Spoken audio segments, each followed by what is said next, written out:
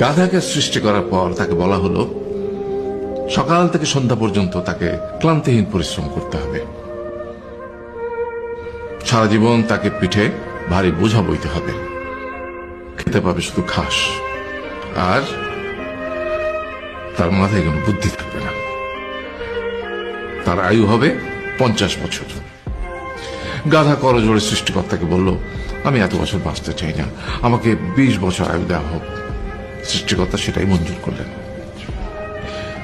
কুকুরকে যখন সৃষ্টি করা হলো তখন তাকে বলা হলো যে সে হবে মানুষের সবচেয়ে বড় বন্ধু, কিন্তু সে খাবে মানুষের উচ্ছিষ্ট, এবং তার আয়ু হবে 30 বছর। কুকুর সৃষ্টিকর্তাকে বলল, আমি এত বছর বাঁচতে চাই না, আমাকে 15 বছর আয়ু দেওয়া হোক। সেটাই মঞ্জুর করা হলো। এরপর বানরকে বলা হলো, তুমি শুধু গাছের এ ডাল থেকে ও ডালে ঝুল খাবে এবং নানান রকম ফন্দি ফিকির করে মানুষকে আনন্দ দেবে, তোমার আয়ু হবে 20 বছর। বানর বলল, আমি 20 বছর বাঁচতে চাই না, আমাকে 10 বছর দেওয়া হোক। সেটাই মঞ্জুর করা হলো। এবার এলো পুরুষ মানুষের পালা। তাকে বলা হলো যে তুমি হলে প্রাণীগুলোর মধ্যে সবচেয়ে বিচক্ষণ এবং বুদ্ধিমান, সেই জন্য তোমাকে প্রাণীদের শিরোমণি করা হলো এবং তোমার আয়ু হবে 20 বছর।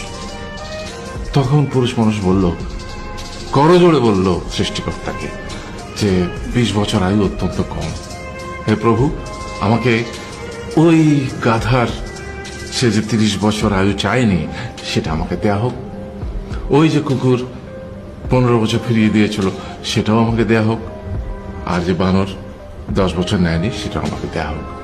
20 বছর অত্যন্ত কম, আমি দীর্ঘদিন বাঁচতে চাই। সৃষ্টিকর্তা সেটাও মঞ্জুর করলেন। তারপর কি হলো?